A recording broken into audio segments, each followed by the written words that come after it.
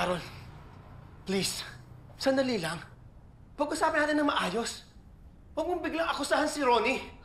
Huwag ko basta akusahan si Ronnie. Bakit? Hindi mo ba naisip na siya ang punot-dulo ng lahat ng to? Simula't sabol! All this time, siya yung may motibo. Siya yung may pagkakataon, pero hindi mo siya pinag-isipan, hindi mo siya pinagdudahan. Ganun ka ba kabulag? Ako ang ginawa ninyong kriminal sa harap ng maraming tao. Ang pangalan na Carolina Astor, ang kinagalitan ng lahat ng tao. Bakit? Dahil madali akong pagbintangan. Hindi na ako papayag maging panakip-butas, Wilfred.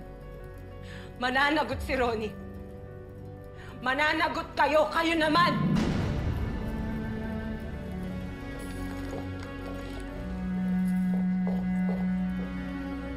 I'll talk to her.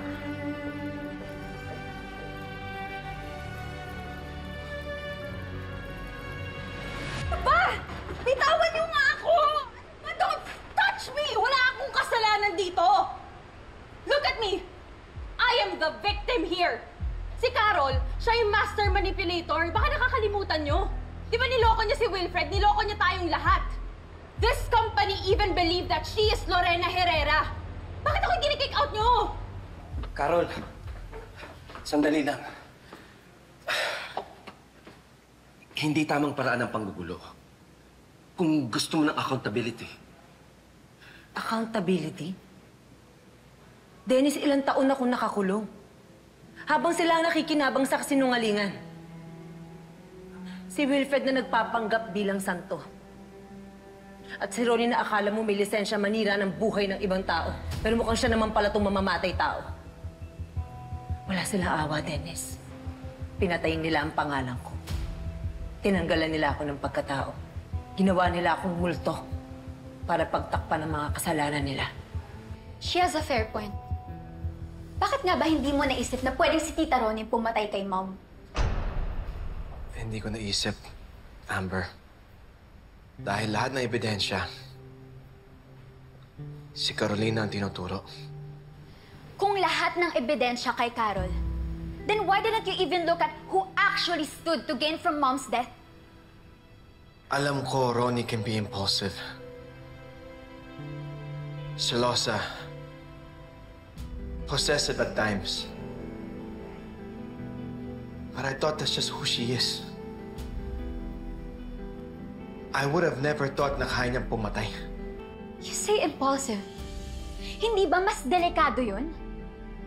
Bakit hindi mo man lang yun nakita? Especially all this time, you led her on.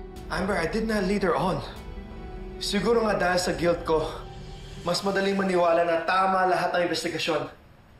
Mas madali para sa akin na sisihin si Carolina. Kaya hindi ko naisip na may posibilidad na yung babaeng pinatulan ko, yun yung babaeng pumatay sa asawa ko. Sorry, ma'am. Utos lang po ni sir. Mas mabuti pa, umuwi na lang po kayo. Huwag na kayo manggulo rito. No! Hindi ako uuwi. Hindi ko hahayaan na yung babaeng yun mag-spread ng toxicity dito sa office na to. Ano? Ako na lang lagi ginagawa niyang kontrabida sa story niya? Ako na lang lagi dinidiin niya sa lahat ng mga kasinungalingan niya? Ha? I won't let that woman win with her lies! I won't let that woman destroy me! Kaya babalikin niyo ako! Yan siya naman, bawal tayo. Ano ba babalikin? Gian! Tama na, tama Thank na. God! Gian, tulungan mo ako! Ayaw ko papasukin itong dalawang to! Bakit ka sa basura humihingi ngayon ng tulong? What? Di ba sabi mo? I'm nothing but trash to you. Ngayon, ikaw din. You're nothing but trash to me. Wait! Gian! Gian, huwag mo akong iwan dito! Don't do this to me! Gian! Don't think this about your guilt anymore. You're almost a decade too late. Kung may natitira ka pang konsensya, paimbestigahan mo si Tita Ronnie. Just like what Carol said. Amber, kung papaimbestigahan ko si Ronnie, baka ako din imbestigahan. Baka nga po dapat pati ikaw pa imbestigahan, Dad. What are you saying? I'm saying hindi na kita kilala!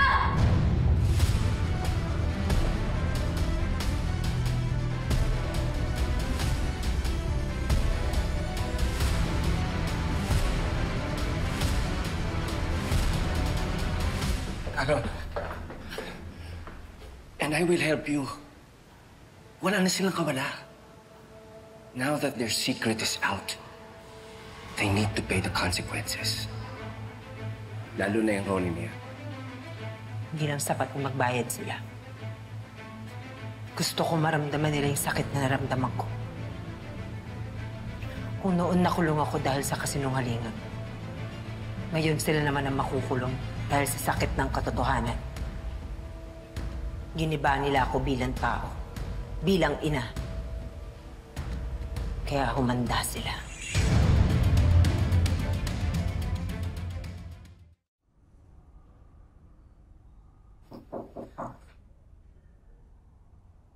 Pasok!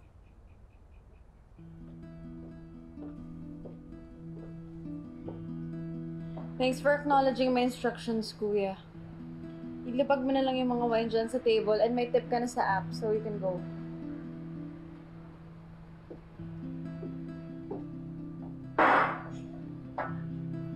I guess the delivery man didn't get the memo. Iniwan lang sa labas.